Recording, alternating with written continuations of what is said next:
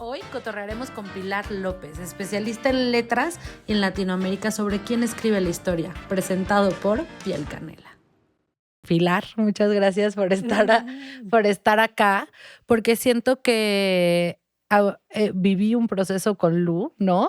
Viviendo juntas y así, y justo como lo dice tu nombre, fuiste un pilar en nuestro proceso, y tal vez no te lo había dicho y no lo habíamos como platicado así, pero para mí el tenerte ahí, el que fueras, el comer juntas, como que sí era un espacio de un pilar muy bonito y muy importante que nos permitía sentirnos a salvo de ser nosotras y de poder explorar con seguridad como vivir en el bosque solas, ¿no? Sí. Entonces, pues sí, te quiero agradecer mucho por estar aquí. Justo para abrir nosotras el espacio, primero me encantaría que tú nos contaras un poquito acerca de ti, acerca de quién eres. Eres profesora en letras, sí, pero también eres mucho más, ¿no? Entonces, que tú nos puedas contar hoy quién eres y de ahí nos acompañes a la manera en la que tú abres un espacio seguro contigo. Bueno, yo soy Pilar, ¿no? Soy una apasionada absoluta de las letras. Mm, Soy mamá de Lucía mm, y soy hija de Carmina. mm, Me gusta muchísimo la enseñanza, me gusta muchísimo reflexionar sobre cuestiones, sobre todo literarias y los procesos que se viven actualmente, sobre todo contemporáneos, digamos, del mitad del siglo pasado a ahorita. Me gusta escribir y me da mucho gusto estar aquí. Cuando yo mm, llego a un espacio y me siento insegura, lo primero que pienso es que estoy ahí por algo, porque la invitación siempre comulga, mm, siempre ayuda a tener algo, hay que compartir. Siempre pienso en que compartir hace más grande absolutamente todo, mm. hace más profundo nuestra forma de ver y además amplía nuestro conocimiento sobre el mundo, nuestra percepción del mundo y nuestra sensibilidad hacia él. Entonces, siempre que llego a un lugar y me siento un poco, digo, bueno, algo va a Mm, salir en términos de esta invitación que podemos tener para sentirnos y entonces me tranquilizo. mm, Sí. me encanta. Muchas gracias por compartir eso. Me llevaste ahí. A mí también. Y pues justo empezamos nosotros siempre con cacao. Es- El cacao, nos vamos a tomar un chocolatito caliente. O sea, realmente, si ya has visto otros capítulos, ya te la sabes. Pero si no te lo comparto, el cacao es una semilla, la semilla que está atrás de lo que conocemos como la cocoa, que ya tiene procesadores y azúcar. Y esta semilla crece en diferentes partes del mundo. Hay diferentes tipos de cacao. Uno de los cacaos es el cacao forastero, que crece más en África, en Brasil. Y está el cacao criollo, que el cacao criollo es de Centroamérica, ¿no? Y el cacao criollo lo que tiene a diferencia del forastero es que tiene mayor teobromina, que es una sustancia, y el otro tiene más cafeína. Al tener más teobromina, lo que hace es que ayuda a que circule la sangre mejor. Nos da una sensación como de expansión en el corazón, porque literal la sangre está circulando y se está abriendo, ¿no? El corazón de una manera muy física. Entonces, normalmente yo le digo, si toman antidepresivos o si toman pastillas para regular la presión, tomar mitad de la dosis, porque si no es como si te tomaras doble dosis de medicina, ¿no? Esta es una medicina natural para regularnos desde ahí. Eh, el cacao, así como nos lo estamos tomando nosotras y estamos compartiendo, hay también ahorita una ola muy grande de lo que llaman las ceremonias de cacao, Sí. que las ceremonias de cacao es algo occidental, o sea, nace de algo occidental. A nosotros nos parece muy bonito porque muchas profecías de las comunidades originarias vienen con la profecía del águila y el cóndor, que es unir la sabiduría del sur y la sabiduría del norte. Y le llaman a la comunidad del norte, sobre todo Estados Unidos y Canadá, las ciudades o los seres, las comunidades de los fantasmas, porque piensan que piensan tanto que se desconectaron del sentir. ¿Qué tal? ¿Qué tal? Está súper interesante, ¿no? Y el cacao, a ver, para los mayas era el centro, la moneda, no como la consideramos nosotros hoy, pero el centro de la comunidad, la manera de intercambio, es algo que se ofrenda al fuego, es una aliada sagrada. Pero sí nos parece muy importante decir también como esta manera en la que lo estamos tomando ahorita es, y sobre todo lo que ven como ceremonias de cacao, es algo muy occidentalizado que tiene una función importante, pero no es una ceremonia y menos maya, ¿no? O sea, sí hay, eso es importante para los abuelos también que lo podamos recalcar y nombrar lo que no se nombra ahí. Ujú. Y desde ese espacio, claro que es una gran aliada. En el Popol Vuh sí está escrito, cuando vuelva a haber esta alianza con el cacao, va a ser el despertar de una nueva humanidad, ¿no? Ujú. Y en esta propuesta, pues el cacao en nuestra experiencia personal en Piel Canela nos ha acompañado en el cuerpo emocional a ir a los lugares que creíamos los más malos de nosotros y darnos cuenta que atrás de esos lugares solo había mucho miedo y que atrás de ese miedo había una parte de nosotros buscando amor.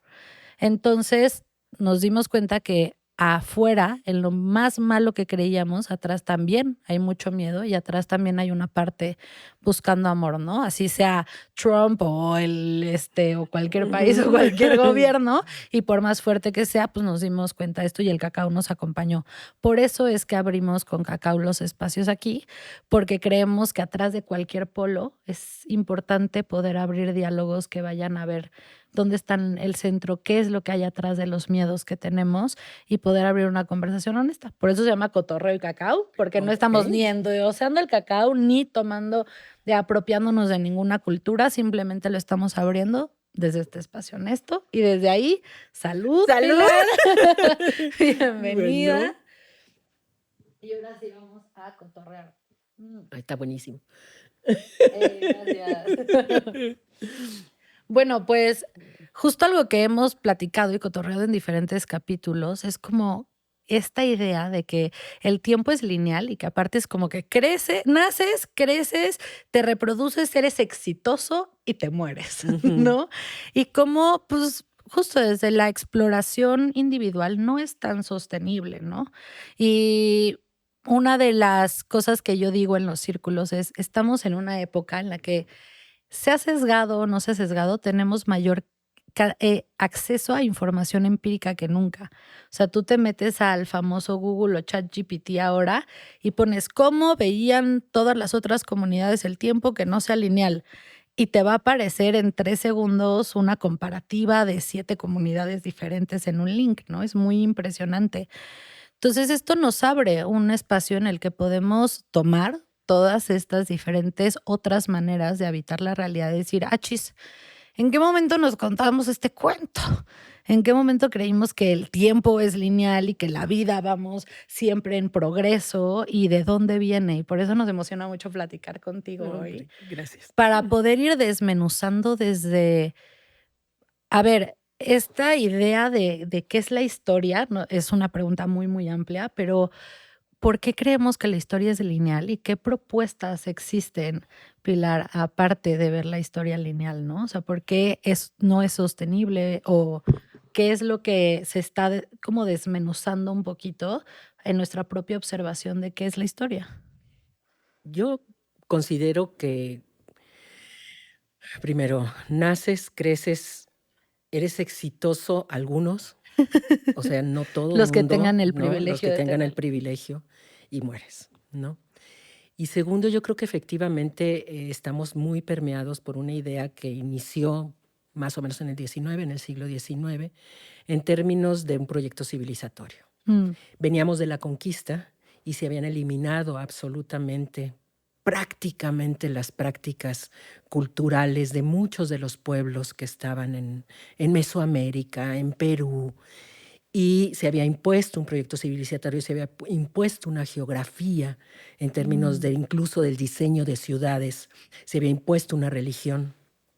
Y llegamos a un momento en que solamente se tenía como aceptada una visión del mundo que tiene que ver también con el desarrollo científico que hay en ese momento, mm, con los exploradores que llegan a todos lados, con Humboldt y otros tantos que llegan a todos lados a diferentes geografías, que si bien tienen un respeto por otras culturas, su mentalidades de todos modos positiva. Tenemos que desarrollar. Nosotros no estamos civilizados porque somos la imagen, somos el espejo, los europeos, ¿verdad? Del mejor de los mundos, de un mundo civilizado. Y entonces toda la idea de civilización se crea a partir de esto a lo que tenemos que llegar, que no es lo que está, que hay un desconocimiento, que hay incluso un rechazo, que hay un exterminio en muchos casos, en la mayoría de los casos, que hay un rechazo y que el único camino posible, porque lo que tratamos es de extraer las riquezas, de extraer el conocimiento también, pero no de hacerlo valer, para llegar a esta civilización que tenemos como modelo. Entonces tenemos una historia trazada. Y tenemos, por otro lado, mucho más adelante lo que llamamos una teología de la historia, una finalidad histórica. Ok. ¿Cuál va a ser esa finalidad histórica de este mundo que está por abajo a este otro? La justicia, la paz, la igualdad, una igualdad no sé de qué, ¿verdad? Pero la igualdad, la equidad, o sea, vamos a llegar a ese otro mundo. Entonces, cualquier pensamiento de las grandes corrientes que veas occidentales te llevan a este recorrido. No es sino hasta muy entrado el 20, ¿no? Que efectivamente se empieza a cuestionar. Es decir, ya con la antropología, con el multiculturalismo, con todo este asunto de hay otras culturas que conciben el tiempo de otra manera y que podemos revisar, que no es que sean incivilizadas, sino que tengamos nosotros que integrarlas a la nación, ¿verdad? A través de la educación, negándoles su lengua, negándoles su vestido, negándoles sus prácticas ancestrales, negándoles su tierra. Sí, haciendo ¿no? una imposición del pensamiento occidental. Total y completamente, pero además negándolos como ciudadanos y como personas, porque todavía hoy en la ley no se les reconoce muchos de estos derechos, aquí y en muchos otros lados. Estoy pensando en cuál, pero aquí y en otros lados, pues, Sí. ¿no? Entonces, no se les reconoce todavía, pero en ese momento se empieza a hablar acerca de la posibilidad de que no es que sean incivilizados, sino que son otro tipo de desarrollo.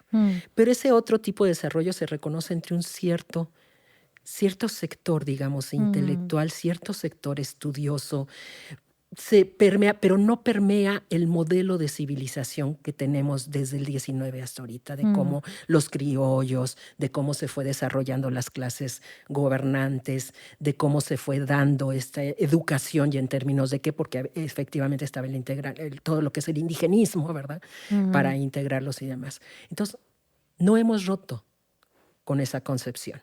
Y esa concepción trae aparejada la concepción de civilización y barbarie que estaba en el 19 con Sarmiento, ¿no? Con el escritor, ¿no? Y el que fue presidente de Argentina.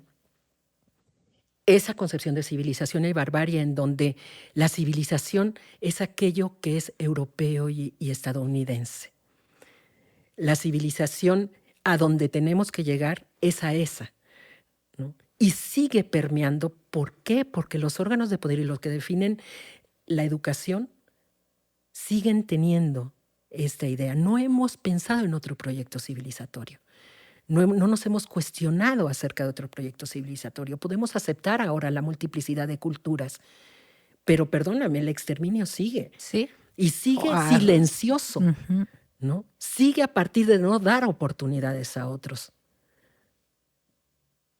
Totalmente, y me parece súper interesante lo que compartes porque es justo esto, ¿no? Como empecemos por la premisa de que pareciera que desde esta premisa occidental en la que estamos, en nuestro contexto, no podemos observar la realidad desde otro lugar o otro lente porque todo lo más diminuto que creamos ya está permeado por esta visión occidentalizada, ¿no? Entonces, justo salir de esta idea de las comunidades indigenistas, no, comunidades originarias que tienen, a ver, los mayas no se llaman matemáticos, pero son unos estudiosos de los números, o sea, como poder entender que todas las comunidades a la par y en una horizontalidad están en una exploración de la realidad, y hay algunas que han resistido a este ojo y modelo occidental lo más que han podido, pero pareciera que estamos dentro de un misma visión occidental intentando mover las piezas, chiquito, no, sí, vamos a hacerlo más justo, lo que decías, ¿no? Entonces nos limitamos a la propia conversa Claro. que se está teniendo en este momento. Y creo que desde ahí me encanta que empecemos con esto porque es como, a ver, justo, ¿qué es la historia desde la mirada de quién, no? Claro. Y entra esta otra parte que es muy interesante, que es como voltear a ver también justo el imperialismo cultural, ¿no? Voltear a ver cómo las lecturas históricas, que te lo contaba hace un ratito, ¿no? Yo tenía un maestro en la universidad, William, muy chido, que él nos decía, a ver, güey, sí las lecturas históricas, pero vamos a entrarle, después de estudiar lo que necesitábamos, vamos a entrarle, quiero que vean la película de Grease, de Vaselina, ¿no? Que les tocó como más a su época. Y era como, necesito que la vean porque ahí hay un estudio y una lectura histórica de lo que está intentando permear este modelo civilizatorio occidental en la sociedad, ¿no? Y cómo eso se entretejió en el encuerpar de las mujeres en esa época en México, ¿no? Entonces ahí estás en una lectura histórica y nos hacía ver de que las Kardashians y todas esas cosas y las series de El Señor de los Cielos y este tipo de cosas para poder entrar a entender que el imperialismo cultural ha creado, nace en este lapso entre la Primera y Segunda Guerra Mundial, ¿no? En la escuela de Frankfurt y justo viene a decir como, a ver, espérense, la manera en la que nos dicen el entretenimiento, que ahí entran, lo platicábamos con Lu, ahí entran los museos también, ¿no? La manera en la que nos comparten lo que es el entretenimiento, viene con una narrativa y viene con un sesgo político hacia ciertos resultados. Y después de la Segunda Guerra Mundial se dan cuenta que fue tan efectivo este modelo que eso es lo que le llaman la Guerra Fría, ¿no? Exacto. Que eso sigue, no es que haya sido la Guerra Fría, sino que más bien viene como este momento crítico en el cual los medios de comunicación empiezan a permear ya a un nivel muy establecido cuáles son las líneas narrativas que se van a decir al público en el entretenimiento y como dices, se vuelven estos genocidios silenciosos. Y ahí creo que es un momento muy importante también para Guatemala, justamente también con los genocidios y que empiezan a hacer genocidios en Latinoamérica, no nada más en Guatemala, específicos a las tatas y los nanas, ¿no? A los sabios, a la gente que tenía resguardaba el conocimiento cultural fuera de esta parte occidental. Yo pensaría que, en efecto, tenemos todo lo que es los procesos que se viven después de la Segunda Guerra y todas estas escuelas críticas pero también es una historia, Occidentaliza. o sea, Sí, wow. ¿no? Cuando pienso y digo, hay otro modelo crítico y puede ser marxista, ¿no? Que son los mundos entre lo que se suponía que era justamente la Guerra Fría, el imperio norteamericano y toda esta idea, proyecto cultural en términos del individuo. O sea, cualquiera puede llegar a ser exitoso exactamente y el colectivo es el que tiene que triunfar porque tenemos que dar respuesta a las necesidades populares, que luego se volvió un monstruo, ¿verdad? Que luego fue terrible por el asunto del poder, pero estaban estos proyectos de civilización confrontados, proyectos occidentales. Ninguno reconoce, porque además la revolución no va a surgir del campo, la revolución surge de la sociedad industrial. Entonces no hay una idea sobre propiamente estas otras visiones de mundos que estaban antes de todo esto. Y regreso a lo mismo, son dos visiones occidentales, ¿no? Lo dejo, ¿no? Para que lo retomemos si quieres después. Entonces, me encanta. O sea, llega la visión crítica y todo. Esta teología de la historia de la que te escribí, esta finalidad de historia como la justicia y demás, es una visión marxista. Es allá donde todo vale, todo se puede, porque tenemos que llegar efectivamente a llevar la justicia al pueblo. Pero de pronto te das cuenta de que no hay ningún camino que te lleve a eso. Sí. Porque todas las historias, las grandes narraciones se rompen. Todas las grandes narraciones que no llevan a ninguna finalidad, ni al desarrollo con justicia, ni a la igualdad, se rompen. Entonces estamos en un momento en que lo que hay que reconocer es esta pluralidad de historias y pluralidad de caminos. Nadie se hace responsable, por supuesto. Eran los grandes estados los que estaban ahí y los que tenían que llevar épicamente, si quieres, ¿verdad?, al cambio histórico que tenían que sufrir. Y los pueblos. Sí, y que hay llega el grandes éxito. mitos. Sí. El mito patrio, ¿no? ¿Qué es la patria cuando Mm. tienes toda esta población? ¿Quién es derecho a la ciudadanía? ¿Quién tiene derecho a la ciudadanía? En El Salvador, la mayoría de la población, gran parte, mucha parte de la población, yo no, exactamente no tengo la cifra de qué porcentaje, pero viven en Estados Unidos. ¿Son salvadoreños? ¿Tienen derechos salvadoreños? ¿No? ¿De qué forma conservas esta ciudadanía?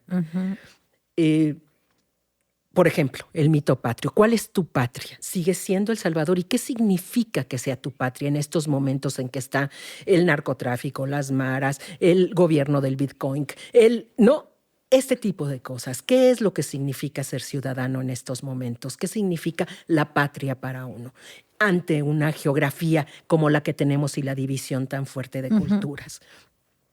El mito del pueblo va a lograr. El pueblo es el que tiene la verdad, ¿no? Y el pueblo es al que hay que seguir. Es un mito, ¿no? ¿Quién es el pueblo? ¿No? Sí. Este es otro de los mitos importantes.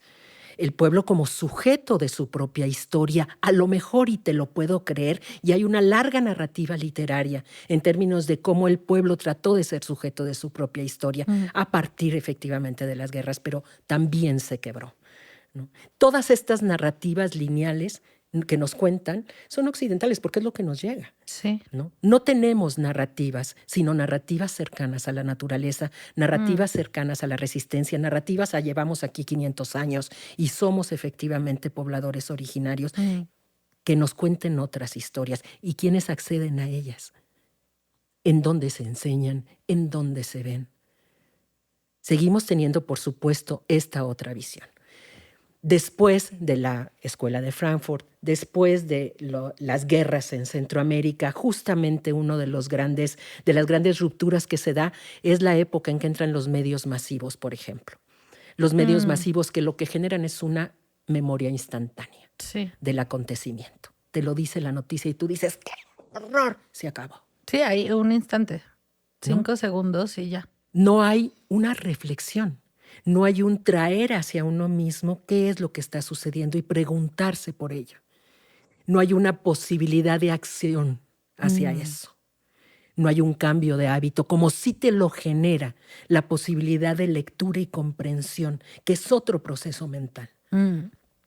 Y también el conectar, ¿no? Porque cuando tú ves una noticia, como que si te fueras haciendo callito a nosotras que nos tocó crecer con todos estos medios ahora digitales, ¿no? Te vas haciendo un callito en el que es como si te disasociaras cada vez más rápido. Claro. Y eso a nivel psique y a nivel emocional es fuertísimo, ¿no? El hecho de poder poner estas imágenes amarillistas con una noticia de una oración, que la leas y la pases y hasta dices, ay, no sentí nada feo, ¿sabes? Y es como cuando realmente la invitación es a tocar, a empatizar y a profundizar, ¿no? Hay, por ejemplo, Sigmund y Bauman, que son dos teóricos, Sigmund y Bauman, que tienen diferentes libros, Bauman particularmente, El amor líquido y todos estos libros. ¿No? Bueno, lo que proponen es que existe una diaforización, le llaman ellos, y es a partir de exponerte constantemente a situaciones en medios agresivas, pierdes sensibilidad, ¿no? Te extrañas, ¿no? Y entonces no te ocupas, no te haces responsable. No es que tengas que ser responsable de las matanzas en diversos lugares, pero es que tienes que pensar, sí tienes que reflexionar acerca de qué es lo que está sucediendo en un momento dado, por lo menos tener esa sensibilidad. El mundo permanece exactamente, tu mundo permanece exactamente igual y no te lleva a ningún cambio, a ningún asunto de decir, a ver, esto está mal. Y lo retomo a partir, por ejemplo, del genocidio silenciado que existe en torno al feminicidio. Porque Rita Segato dice que lo que pasa con las mujeres es un genocidio. Y es un genocidio no porque conformen una comunidad étnica en particular, sino porque conforman un grupo en específico en donde hay una política de la que no se está haciendo cargo de exterminio, que a lo mejor no es una política estatal, pero sí hay una ignorancia o un desatender del Estado hacia este tipo de problemática, ¿no? Y dice, hay un genocidio, porque la muerte de mujeres es mucho mayor que la muerte que se dieron en la Segunda Guerra Mundial. Sí. Y hay una población en específica contra la que va dirigida, ¿no? Y contra eso no hay una sola reacción. Es decir, no hay de la mayoría de la sociedad, estoy hablando ahorita, ya es mucho más consciente el asunto, pero de la mayoría de la sociedad no hay una toma de acción cuando ves en televisión alguna cosa, cuando ves en los medios alguna cosa. Te implican un extrañamiento. Eso no es mío. ¿Sí? Cuando efectivamente todos estamos ahí.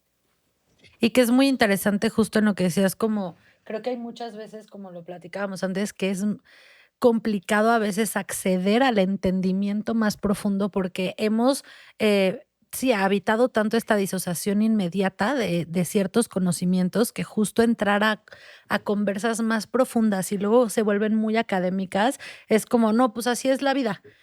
Pero si realmente creo que se abren estos espacios de entendimiento en los que podemos observar como, esto viene de hasta acá y va hasta allá, entonces podemos tomar una conciencia y una responsabilidad justo de cómo habitamos nuestro consumo y también nuestra percepción de la realidad, ¿no? Y me parece muy interesante esto que dices del genocidio hacia las mujeres, porque creo que no nada más es un tema justo de los feminicidios dolosos como tal, sino a nivel, pues todo lo que hace daño a nivel químico de alimentos, de demás, va hacia la infertilidad, ¿no? Todo lo que va o sea, lo que más escuchas, no, porque te puede volver infértil. No, es que se volvió infértil y estaba comiendo no sé qué, y dices, wow, qué interesante que las medicinas, la política, la economía y aparte los feminicidios dolosos o sea, van con este objetivo hacia la exterminación, ¿no?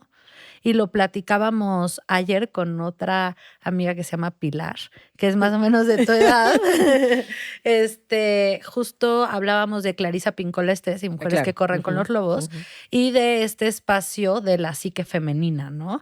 Y qué es la psique, más allá de la mujer, qué es la psique femenina y cómo estamos en una civilización tan hipermasculinizada desde esta occidentalidad también, que es como ir a aniquilar no a la mujer, sino a la psique femenina, ¿no? Ese espacio oscuro en donde uno va a morir, renacer y a abrir espacio fuera de la mente y de la hiperracionalización, ¿no? Y eso creo que lleva a esto que a mí se me ha vuelto muy interesante desde chiquita, que es la hiperracionalización occidental, ¿no? O sea, pensamos los pensamientos y como dices, y no nos damos cuenta que todo lo que estamos pensando viene desde una sola visión y que poder rascarle esos espacios ocultos de la psique colectiva requiere o mucho privilegio o ya haber nacido en ciertas comunidades y traer ese conocimiento.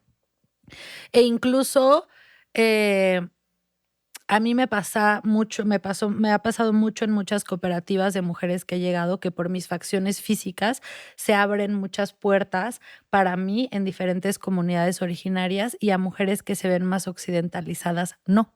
¿No? O sea, podemos llegar a una mujer que se ve más occidentalizada y para mí es como, tú no nos mientas, hablas con las plantas, y me pasan y claro, y lo entiendo porque vengo de un linaje que entiendo, pero al mismo tiempo me doy cuenta como esa puerta se cierra por completo a alguien que venga occidentalizado, que desde el cuerpo del dolor es súper entendible porque es como existen porque resisten, o sea, justo se ha intentado aniquilar esta visión, pero ¿de qué manera podríamos, más que ir a llegar como tal vez directamente a estos conocimientos, porque también eso es muy delicado, ¿no? Llegar desde este colonialismo a ver, yo quiero aprender esto, o que las comunidades originarias, vamos a ver cómo hacen las cosas, lo que hablábamos del cacao, ¿no?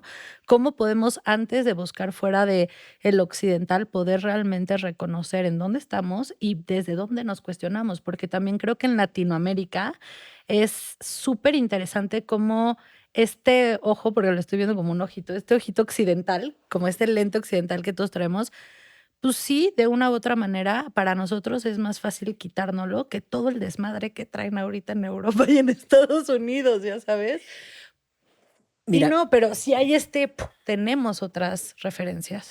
sí, hay otras referencias. Te comento nada más. Sí, dale. Ahorita lo que tú dices en términos de llegar a la comunidad y querer saber qué es lo que tienen y demás, es totalmente lo contrario de lo que sucedía hace algunos años. Hace algunos años llegabas a la comunidad a querer enseñar Y absolutamente todo, católico, ¿no? sí. Y no solo, ¿no? O sea, yo voy a ir a enseñarles, ¿no? Voy a ir a enseñarles cómo se hace lo que se tenga que hacer. Yo estuve en alfabetización muchos meses y trabajaba con un equipo eran 34 estudiantes de diferentes carreras, y los estudiantes al salir al prepararlos, digamos, para esta estancia de 3 meses en comunidad, conviviendo con ellos, viviendo con ellos y todo, empezaban diciendo, nosotros les vamos a ir a enseñar.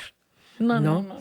Y Sí. había que cambiar todo eso. Y la práctica, la reflexión diaria, porque teníamos reflexiones, ¿no? Llevaba a decir, es que no sé nada, ¿no?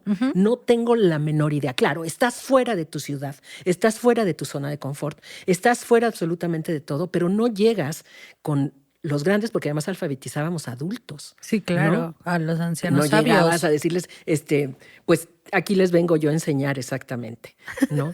Entonces, es una visión contraria a lo que ahorita se busca. Ahorita Claro. tiene tanta difusión el asunto de llegar a las comunidades, que es yo quiero aprender todo y quiero saber, Sí, y la que verdad es que igual es ese que es escolionelismo. también una visión de estas características.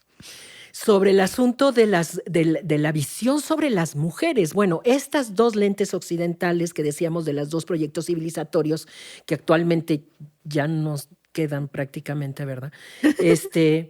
Se permeó todo. O sea, la escritura era clarísima en ese sentido. La escritura de la izquierda tampoco tomaba en cuenta a las mujeres. Y si las tomaba en cuenta, la escritura guerrillera, te estoy hablando, de la escritura guerrillera en términos de Guatemala, Nicaragua, no tomaba en cuenta a las mujeres. Y si las tomaba en cuenta, era solamente para mencionarlas de vez en cuando. Hay un análisis maravilloso de una de las obras más importantes de uno de los comandantes guerrilleros de Nicaragua, de 450 páginas, en las que solo 54 ocasiones menciona mujeres, y las menciona como cocinera, como prostituta, y no por su nombre. Sí, ¿no? sí, sí. Que es así como que incluso a sus enemigos les reconoce valor porque no son como mujeres.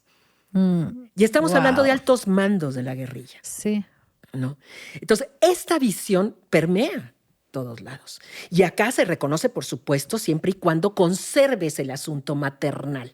Tú estás hecha para tener hijos, Y para ser conservar madre. la familia, para que tu hombre proveedor, ¿no? venga y haga lo que tenga que hacer. Que ¿no? de nuevo es un constructo social Es de un la constructo revolución social, industrial para que la gente no se fuera de las por fábricas. supuesto, porque, exacto, para mantener el asunto económico, pero también es un asunto que divide ya el binomio sexual, digamos, ¿no? Hombre-mujer, la pareja, como tiene que ser, y tienes absolutamente todo eso, impidiendo cualquier manifestación plural. ¿Sí? Entonces, tenemos estos lentes tan introyectados que es sumamente complejo, pues, el asunto, ¿no? Ahí de cómo lograr hacerlo. Y yo creo que la manera, no es una manera, pero acercarte iba a otra cosa. Y esto hace precisamente que la hiperracionalización impida el surgimiento de un acercamiento a partir de lo sensible. Porque lo sensible no tiene una importancia. No, está ¿no? completamente No es abandonado. un conocimiento. O sea, no te da conocimiento real sobre las cosas. Y la literatura, por ejemplo, que es mi campo, es estética. Ahí está la sensibilidad, Sí. ahí está un acercamiento distinto. Pero no te va a dar un conocimiento sobre las cosas. Entonces, ese conocimiento va a ser útil para poder hacer avanzar la ciencia. Mientras no se tenga lo demás, pues es diversión, digamos, es una forma de ver. Ajá. Los sueños, ¿no? Sí, son brillitos y ¿no? estrellitas. Etcétera. Sí hay una fracción, digamos, que recupera todo esto y que dice es importante porque la psique va avanzando en este sentido. Pero para el conocimiento que queremos construir todavía de las sociedades y el avance que se puede tener, prácticamente la sensibilidad está olvidada. Hay que aprender a tener inteligencia emocional, hay que aprender a desaprender todo lo que tenemos. Si no, ese acercamiento está condenado, digamos. Sí, como dices, simplemente la palabra conocimiento parte desde esta visión occidental hiperracionalizada. Si no, no accedes a ningún conocimiento según los pensamientos, pero cuánta información hay en el conocimiento que te puede dar la sensibilidad que hemos amputado dentro de nosotros porque no lo consideramos como tal conocimiento, ¿no? Para la occidentalización. Y desde este lugar justo, es que, no sé, me llegan muchas cosas como, o sea, me parece muy interesante porque siendo mujeres latinoamericanas en este contexto social, creo que sí estamos en un momento donde hay muchísimas también líneas de pensamiento y que me pasa mucho, ¿no? Puedes llegar incluso en la parte de la conciencia, de repente ves cosas que es como, ay, chis, ¿dónde se van permeando estas ideas hiperoccidentalizadas? Y en la filosofía se dice como ya cuando puedes articular el pex es que ya Ya, pasó, claro. ¿no? No, ya siempre. Ya fue. Siempre Sí. llegamos tarde. Sí. Sí. Pero justo ahorita, ¿de qué manera como podemos empezar a también empaparnos de distinta literatura que vaya como contrapropuesta podría ser? Es que eso sigue siendo occidentalismo, o sea, que vaya como diferentes visiones No, de percibir. pero por ejemplo, en el caso de las mujeres, y te hablo de literatura centroamericana, que es mi Sí. especialidad, en el caso de las mujeres se buscó todo. Se Mm, buscó generar un idioma distinto para hablar sobre la feminidad, para hablar de la liberación, para hablar un idioma que pudiera ser común, y se dijo, nos va a marginar. mm, Nos sirve si hablamos, si creamos un idioma distinto. Se buscó entonces hablar todo, decirlo todo, y entonces hablar sobre el sexo, sobre el placer, que estaba prohibido para las sí. mujeres y que no está expresado del todo en la literatura masculina. Ujú. Sobre el sexo, sobre el placer, Sobre el sobre abuso. el abuso, sobre todo esto, sobre la denuncia también, ¿no? Ujú. Hablar sobre las cosas que no se quieren hablar, y eso sigue estando, y caracteriza mucho de esta literatura. Pero actualmente hay escritoras que escriben cuentos, no son las grandes novelas, escriben cuentos, cuentos muy interesantes, en donde lo que proponen es efectivamente una transformación total. Mm, Una transformación total a partir de convertirse en animales, y mm, entonces la venganza, ¿verdad?, del mm. asunto, Wow. de convertirse en monstruos, y Wow. entonces ser otra cosa, ¿verdad?, y luego lograr de poder ser hermafroditas en mucho Mm, sentido, ¿no? Para hablar acerca del placer y de cómo, de no importa el sexo, en realidad esto es lo que existe. Y están mm, dando salidas a esta imposibilidad de presencia, de reconocimiento, de demás, a través de estas narraciones que son sumamente interesantes, muchas de ellas sumamente agresivas, mm. violentas, como han sido violentadas, Sí. ¿no?, los feminismos y las formas de ver, pero muy interesantes, Mm, ¿no? Y te hablo de escritoras que efectivamente nacieron después de la mitad del siglo pasado, ¿no? mm, Son escritoras jóvenes que están tratando de dar esta otra visión sobre la necesidad de decir, o la locura como salida a una ujú, sociedad patriarcal, ujú, heteronormada, falocéntrica, ¿no? O la animalidad, ¿no? Y entonces me convierto en cocodrilo, y entonces voy a hacer la venganza de aquellos que en mi comunidad quieren eh, cercenar a las chicas, ¿no? De otra ujú, manera. O me convierto en monstruo, y entonces voy a llegar y voy a también a tomar venganza de una serie de prácticas en las que mm, no estoy de acuerdo, ¿no? Entonces, esto están haciendo, que es desde el idioma español, ujú, desde, desde una visión de la cultura que ellas han vivido, sí, pero desde la propia aquello que parecería que está destinado a ser dulce y tierno, ¿verdad? Porque mm, así lo establece las normas sociales, se convierte totalmente en lo contrario, mm, ¿no? Entonces, no sé, me parecen propuestas interesantes de búsqueda, ¿no?, en términos literarios, mm. ¿sí? Es súper interesante y también como justo lo platicábamos con Lu, como el arte y la literatura como una forma de expresión también muy importante viene, o sea, esta concepción de que es el arte del siglo XIX, pero justo nuestra creatividad y expresión auténtica viene a ser medicina, no solo, o sea, viene a ser literal medicina para nosotros y no solo eso, sino propuestas para la concepción del tiempo y las diferentes líneas de pensamiento, ¿no? Y esto lo veíamos mucho como ahorita lo que dices, como el cuerpo del dolor, cada fase del cuerpo del dolor es súper necesaria. Y en estos, como mujeres latinoamericanas, hay mucho justo desde donde se está moviendo y diferentes escapes que hay para poder entender esto. Y mucho ya desde Clarissa Pinkola Estés, ¿no? Es como esta parte de lo femenino, justo lo intentas agarrar y se esfuma, ¿no? Entonces, ¿cómo podemos atravesar, porque creo que es un momento muy interesante para eso, atravesar ese cuerpo del dolor y por eso todo está como grupos de sororidad que se abren a raíz de eso en estos tiempos, atravesar el dolor y poder volverlo eso, la alquimia, en el arte, en la literatura, en que vaya abriendo también como distintas propuestas, ¿no? Porque justo en donde hay un video que les he enseñado mucho de un chavo que se llama Ren, que es un chavo que lleva en hospitales muchísimo tiempo con temas de salud mental, de salud física, de muchas cosas, y hace una canción que es una conversación entre la luz y la sombra, ¿no? Entre él, no está hablando de florecitas ni qué bonito lo femenino, no está hablando de, no, miren, me pasó esto y ya me siento increíble. No, está hablando de su mierda, de lo que le duele, de lo que está ahí latente y cómo eso puede crear espacios realmente empáticos que traigan como transformaciones internas desde espacios sororos, ¿no? Y siento que como mujeres, la literatura, hay una corriente ahorita muy grande a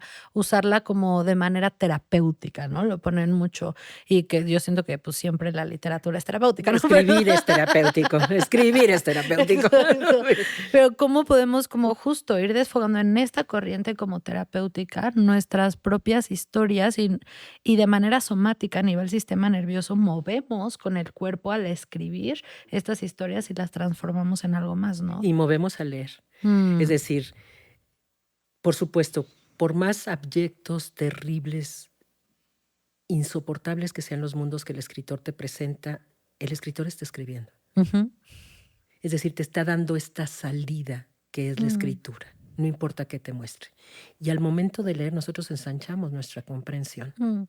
Nosotros podemos dialogar con esto, no con el escritor, con la escritora, con esto que nos está presentando. Podemos identificarnos, no identificarnos, por lo menos saber que existe esa otra parte y esa otra sensibilidad. Y esa es la maravilla de la lectura y la escritura. Por supuesto, que expresas este dolor de una manera en que al momento en que lo transmites puedes generar conocimiento si quieres, pero también despertar esa sensibilidad y ensanchar el mundo del siguiente. ¿Sí? Me parece que es fundamental. Sí, y que ahí entra otra vez esta parte de nuestra capacidad. Justo veía el otro día algo que subió alguien que decía como, me puse de propósito solo ver videos en redes sociales que duren más de 1 minuto. Me puse de reto leer mínimo un capítulo de un libro. O sea, y no tomamos en cuenta qué tanto y en qué tantos lugares permea cuando evadimos estas noticias que decimos, ¿no? Y cuando nos permitimos realmente entrar en un diálogo, como dices, más allá del escritor, hay algo que se escribió. Y es esta parte también como de la parte de las imágenes arquetipales y el arquetipo, ¿no? Claro. Lo platicábamos con Pilar ayer, o sea, como el escrito es una imagen arquetipal. Tú puedes acceder al escrito y solo verlo como es un escrito y lo escribió Pilar. Pero realmente si te permites entrar más profundo vas a conectar con esa idea que también Pilar está intentando explicar en su propia manera y universo en ese texto. Y cuando haces eso, como dices, entras en un diálogo profundo que te amplía las percepciones de la realidad. Entonces yo sí creo que las lecturas y sobre todo las lecturas amplias y las lecturas que tengan temas que no necesariamente sean los más cómodos siempre para nosotros, van a traer una apertura de autoconocimiento y de diálogo que transforma la manera en la que percibo la realidad. Y transforma tus hábitos, ¿no? A partir de ahí transforma tus hábitos, tu manera de dirigirte a los otros, a quienes tienen que ver con esta lectura o con otras, tu manera de saber que existe alguien que sensiblemente hizo una memoria de algún hecho, tu manera de poder mirar efectivamente, mirar la sociedad actual o las sociedades actuales transforma tus hábitos. Y esa transformación de hábitos a la larga genera también un cambio cultural. Y a mí cuando me dicen la literatura no genera nada, yo digo, perdónenme, con la literatura solita no puede. No, bueno, claro que no, tiene que ver con el lector. La lectura, la literatura, el hecho de escribir y el hecho de leer, tiene que ver con el lector. No importa si es una obra de hace 1000 años o una obra actual. De todos modos tiene que ver con nuestra posibilidad, efectivamente, de cambio de otra forma.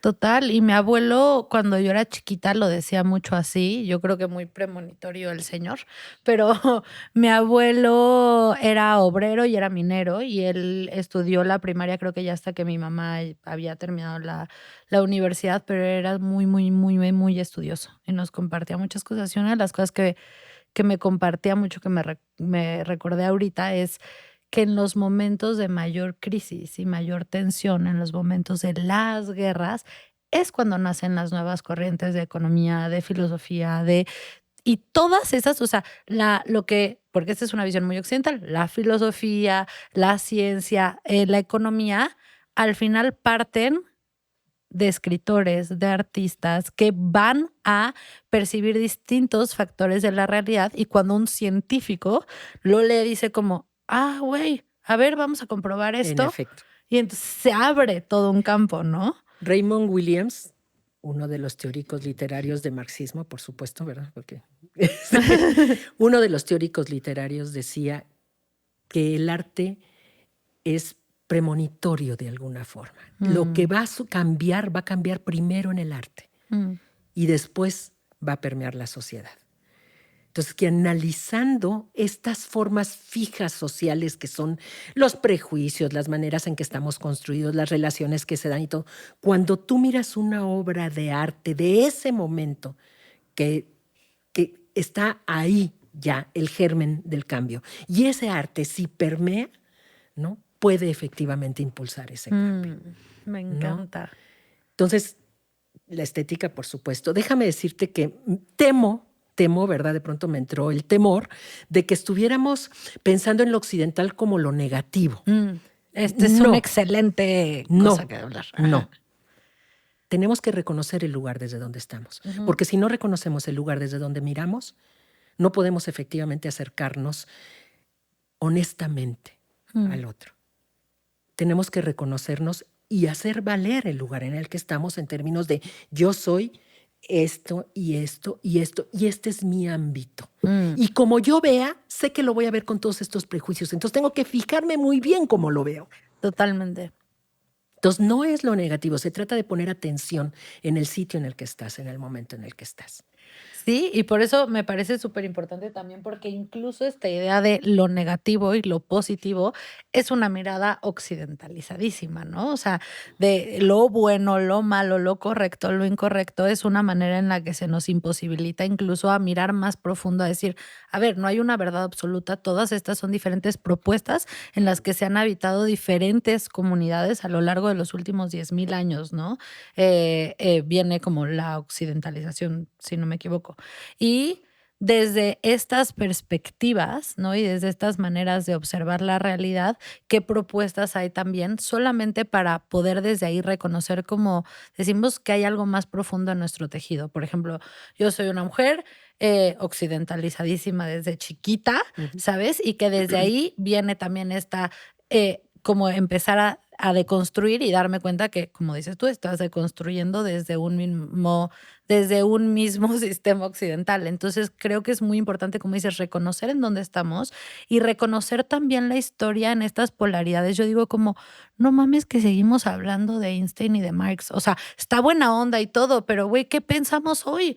¿Qué propuestas hay? ¿Qué es lo que estamos poniendo sobre la mesa? ¿Y por qué en vez de justo meternos a ver todo este enriquecimiento literario que tenemos, nos quedamos con pensadores de hace tanto, ¿no? Sí hay teoría latinoamericana, mucha teoría latinoamericana. Pero no hay acceso. Teoría, Digamos que sea, o sea, está la filosofía de Enrique mainstream, Dussel, sí. está todo este pensamiento que se hace en Bolivia acerca del acercamiento con las comunidades, pero es también un poco excluyente, Ujú, ¿no? Es un ujú. poco racismo al revés, no estoy diciendo que sean racistas, no, no dije eso, No. pero es Pero es hacer lo excluyente, mismo, sí.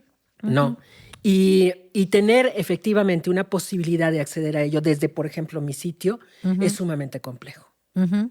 ¿no?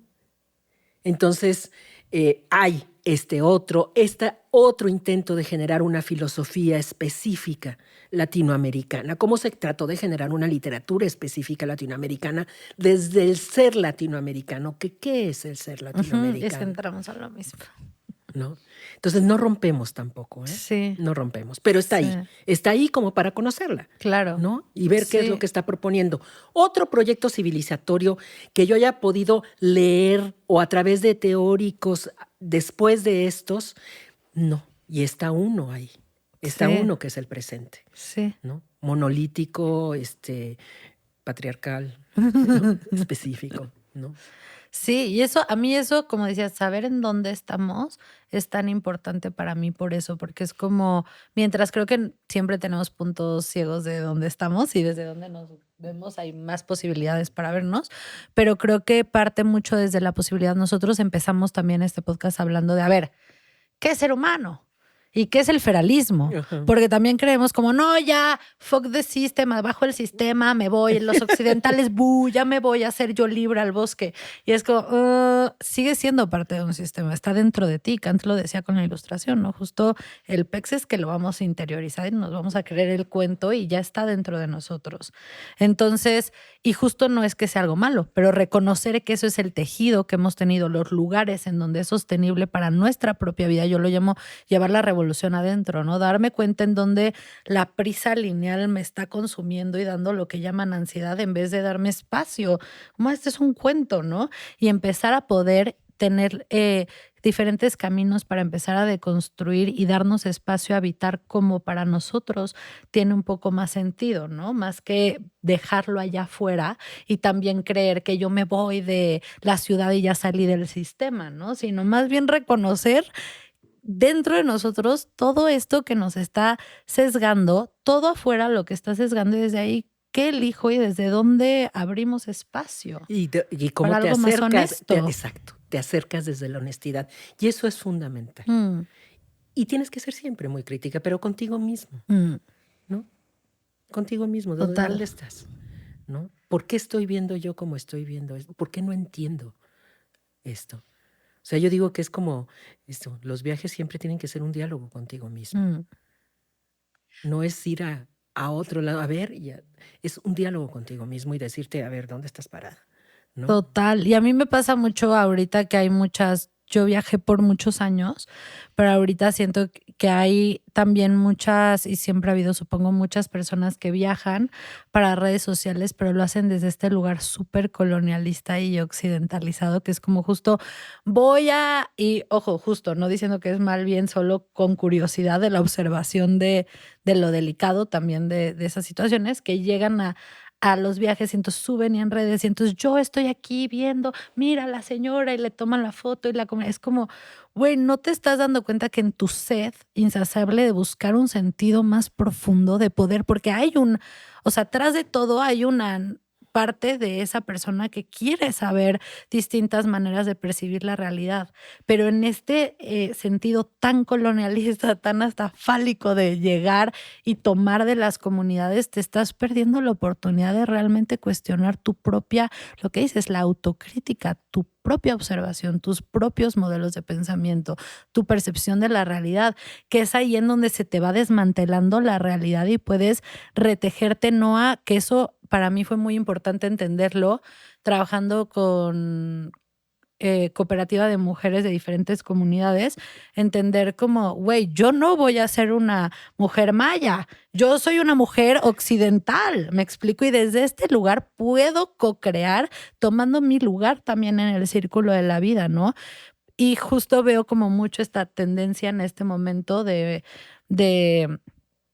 pues justo de disfrazarse, yo lo diría de comunidades originarias o de ir a tomar el conocimiento cuando si te dejas escuchar y te dejas entrar en una horizontalidad, porque estamos compartiendo diferentes maneras todos, o sea, en donde estés, de percibir la realidad, puedes ampliar en tu propia autocrítica la percepción. A mí me pasó, me acuerdo, sentada pelando mangos en la Amazonía y todos los días iba y estaba ahí con una señora con los plátanos, perdón, no con los mangos, con los plátanos. Y entonces un día yo iba a pasar al baño a la letrina y salí y ella estaba enojada consigo misma y me dijo, o sea, como ella con ella, como, no entiendo. Y yo, ¿qué no entiendes? Y me dice, no entiendo por qué ustedes los occidentales dicen que le rezan que a deidades allá arriba si la única que nos ha dado todo esto aquí es la tierra. Así, sencillito.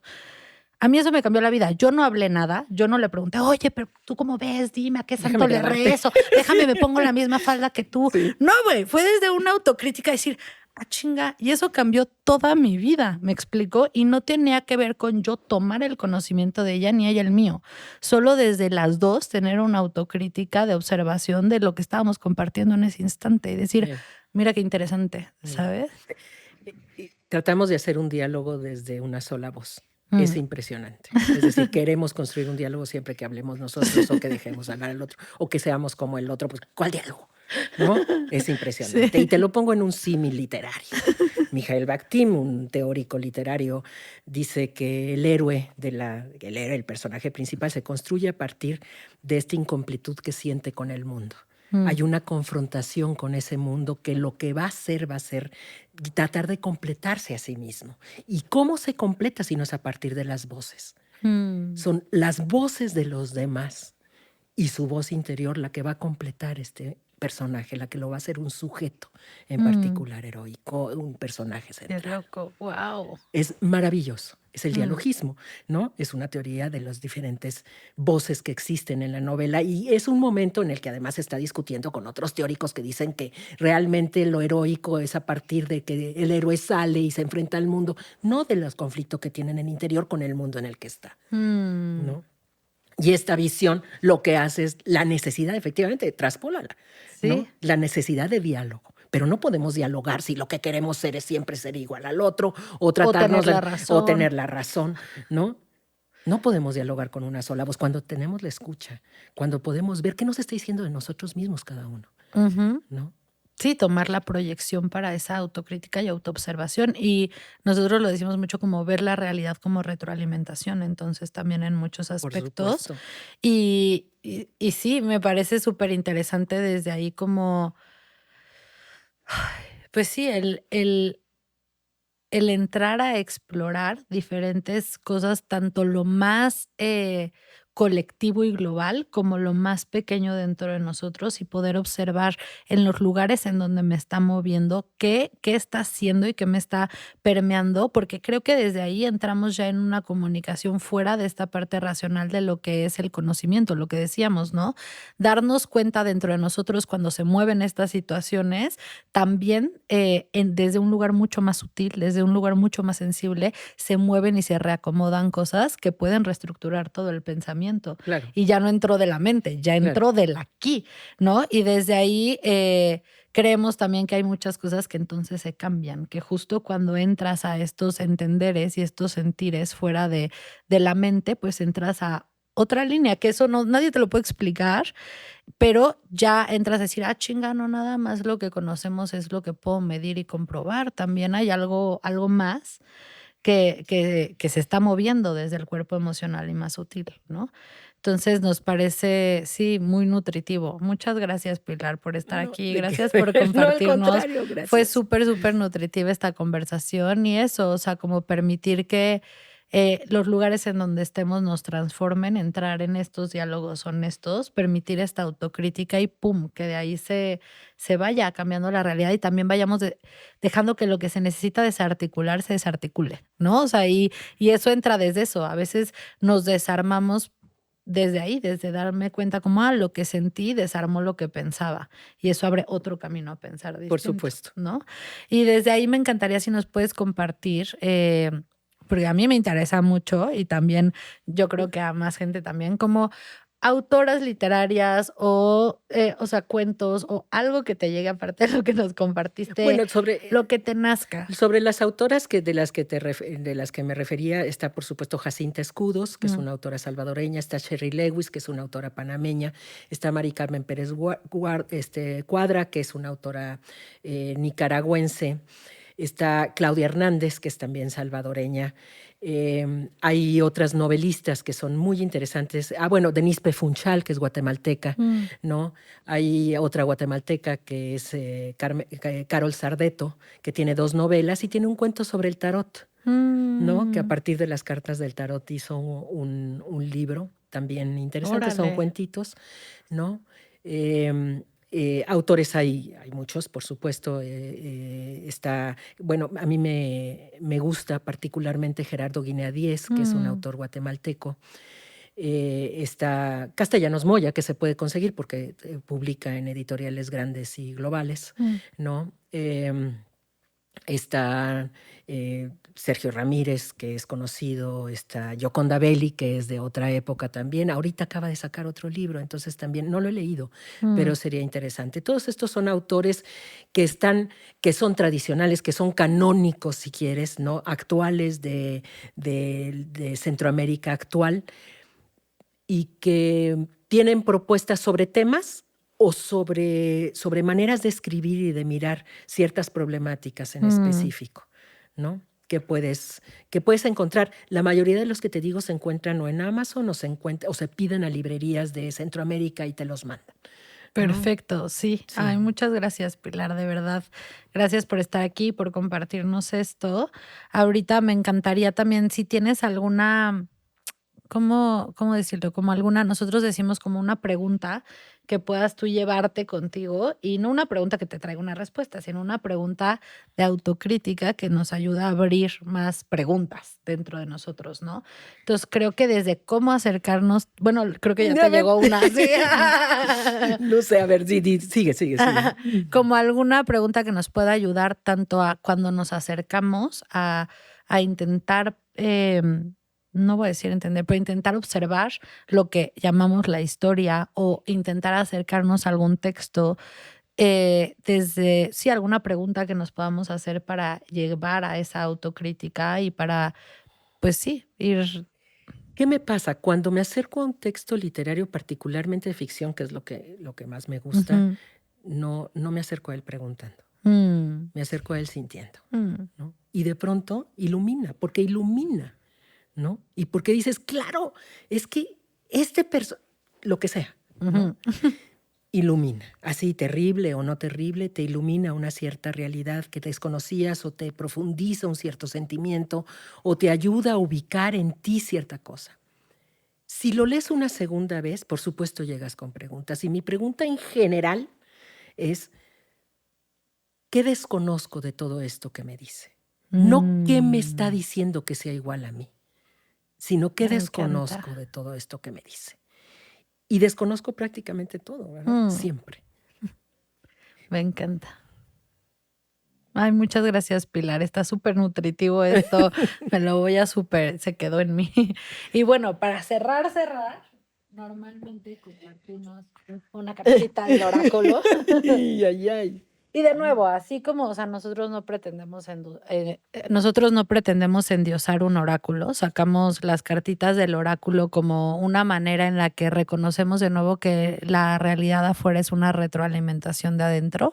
Entonces podríamos poner estas cartitas, podríamos poner unos frijoles, podríamos poner unos cuadros de luz. Okay. Igual el que escojamos nos va a estar hablando de algo dentro de nosotros, ¿no? Ha sido muy curioso porque en los capítulos, hasta yo estoy sorprendida, en los capítulos que llevamos hemos sacado una carta y cada carta es como habla de algo o que dijimos o que sentimos dentro de lo que estábamos aquí, ¿no? Entonces estoy segura que no solo a nosotros, a quien la escuche, pues habrá quien le resuene en esta, ¿no? En estos diálogos. Entonces me encantaría invitarte a sacar una cartita. Esta. Perfecto. Y la veo. ¿Ok? ¿Te la doy? A ver, sí. Ah, wow. Dice, las piedras que sanan, suavidad, cuidado y nutrición. Y es como un hombre con muchos cuarzos. No sé si se alcance a ver. Y la voy a leer acá porque A ver. trae como un texto. A ver si nos resuena. La 90. Trae un texto, a ver si nos resuena. Y ¿Puedo? claro.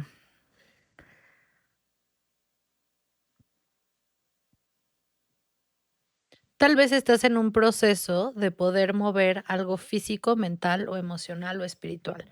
Esta carta aparece para que el lector pueda acceder a una señal de descanso y de poder regenerar en su proceso. Viene con una invitación a poder decirle sí a tu expresión auténtica, ya sea escritura, ya sea canto, ya sea arte. Viene a decirte que el mensaje lo tienes tú y la única manera en la que vas a poder compartirlo es a través de tu cuerpo, de tu mente y tus emociones mediante a lo que expreses.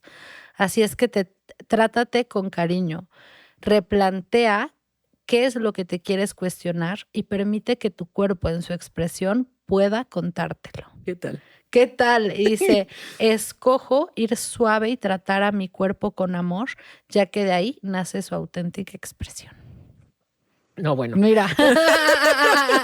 No, es impresionante. Excelente. ¡Bravo! Bravo, muchas gracias, Pili. Gracias Bravo, a bravo. todos. Gracias, Lu, por Gracias, acompañarnos. muchísimas.